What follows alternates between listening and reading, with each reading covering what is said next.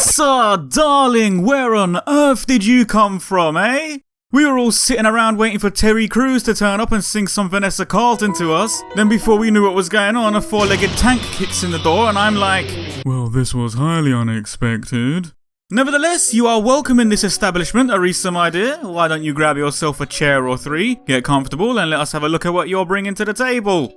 It seems Blizzard took us all a little by surprise with this one, but I have to say I'm loving what I'm seeing of Orisa so far. To introduce a brand new character that wasn't Doomfist, which is the character a lot of people were expecting to see next, was a risky move and could have resulted in an initial backlash, but I'm glad to see that wasn't the case at all. People seem to really take a liking to Orisa, and rightfully so because she is bloody adorable.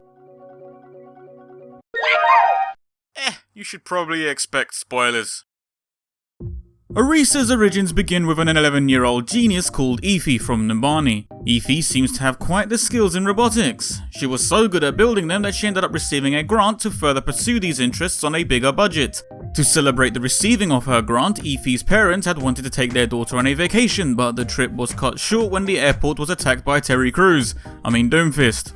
The OR-15 robots that the government had produced to protect their city had met a crushing defeat at the hands of Doomfist, and as a result the government decided to scrap the OR-15's production line entirely. Ify, who had witnessed the attack firsthand, had other plans. She saw there was still potential in the idea of a robotic guard of some sort, and their city still needed a protector. Ify used most of her grant money to purchase one of the busted OR-15s from the government and decided to rebuild a robot herself. Upon activating the rebuilt machine, Ify felt the title OR-15 no longer applied to the robot. This was to be something unique now. After all, she had installed a personality core into the robot too, and having a product number as a name wouldn't feel very fitting.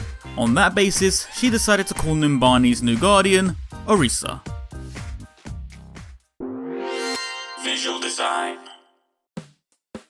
Saying each character in Overwatch stands out on their own merits is an understatement. It's clear to see every cast member has had tremendous amounts of thought put into their visual designs. No two characters ever feel the same, even those who are related. I love the broad range that this game always offers us. I just never expected to see what is essentially a robotic centaur amongst its lineup. This is a new one. Orisa's design takes its shape from the OR-15 robot that she had been rebuilt from. While most of the elements remain untouched, such as the torso and limbs, the head is where the biggest changes have been made.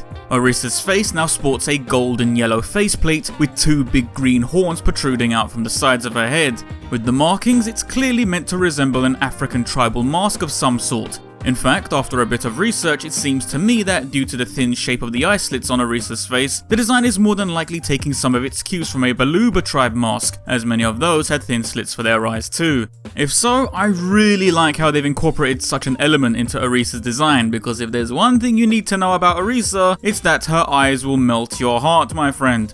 In what is somewhat of a genius design point, Orisa's eyes are actually lights behind metal-plated eyelids. To express her emotions, the plates will move around to present different visual representations of what she's feeling.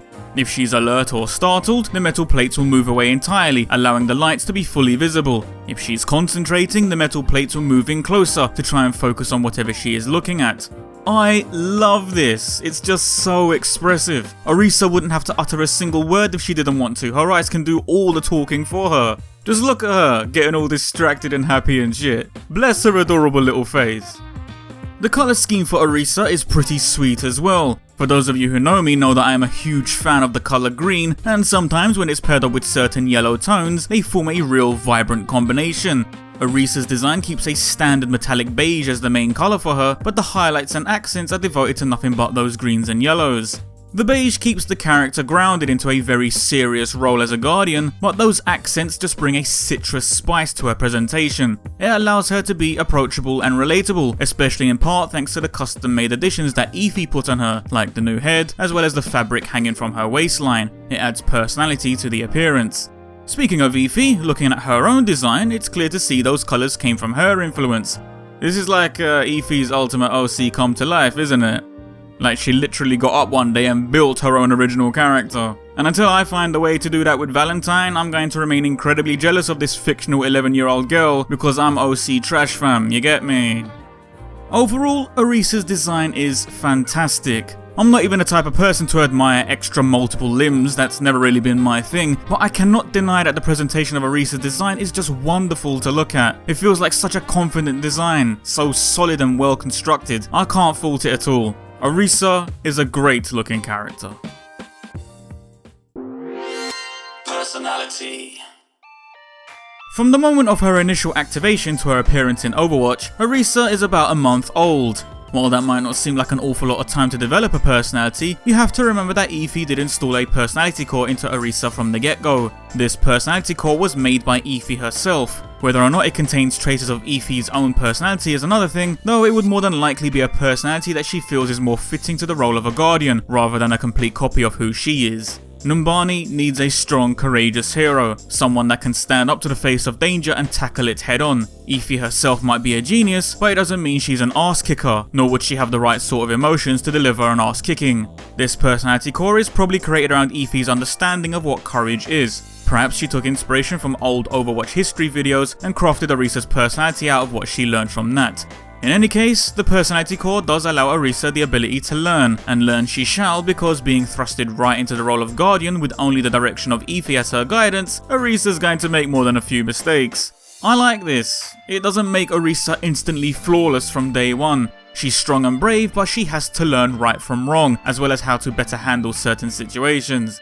The fact that the character in the role of a guardian is going through these motions while on the job makes for great story setups. It allows for mishaps and drama to occur. I mean, I would love to read a comic about their adventures as they attempt to protect their city. Like, what sort of mess will they wind themselves up in while trying to do the right thing for the greater good, you know? It could practically write itself. As Orisa is, and as I mentioned before, always pay attention to her eyes because they're going to tell you the most about how she's feeling. Orisa is confident and brave, which we've already established, but what I like about this confidence is it feels different from your typical hero. How can I explain it? I guess you could say, to me, Orisa feels like a child of some sort. Have you ever seen a kid running around pretending to be a superhero? Like, full of adventure and action, all the while portraying a sort of naive innocence about it all? That's how I see Orisa.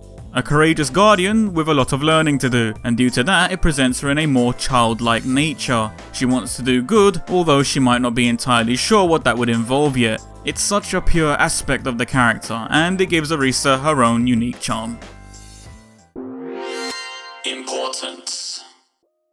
With Orisa being the new kid on the block, she hasn't really had much time to earn herself a rep yet. The only major thing on her list right now is the protection of Numbani. However, being a guardian does mean it has its restrictions. To guard something means to not leave it unattended, so if we're talking storylines, it would likely mean Orisa will remain stationed at Numbani. What this means is unless someone is bringing trouble to Numbani itself, Orisa will likely not get to cross paths with many of the others. Unless she does what Knuckles does and leaves her post every 5 minutes for no real reason at all. But let's just say due to storyline reasons, Orisa does remain put in Numbani and never travels out of it. What could we likely see? Well, for one, the Doomfist gauntlet was in Numbani when it was stolen. Before she became Orisa, she was one of the OR-15 robots that met her end at the hands of Doomfist. Now the OR-15 bot and Orisa are two different characters who have worn the same shell, but it does make me wonder if there would be any remnants of the OR-15 bot still locked away inside of Orisa. If she was to, say, cross paths with Doomfist again, would the fact that she technically battled him in a previous life come to light? Would she remember something? If she does, how would that change the nature of her fight with Doomfist? Would it still be on the grounds that she's protecting Numbani, or would it turn the battle into more of a slanted take on revenge or payback? Either way, although she might be restricted to Numbani, it does mean she has connections to one of the biggest villains in Overwatch, and that raises her importance quite a fair bit. I'm merely speculating, of course. We have no idea where Orisa will go from here, or how Blizzard will direct her. So while her importance to the universe at large might not be as paramount as some of the other characters, it seems things could be left with an open gate to allow Orisa to become more important in the future. She has the potential to get involved in some big things, and I look forward to seeing if those things come to pass. Conclusion.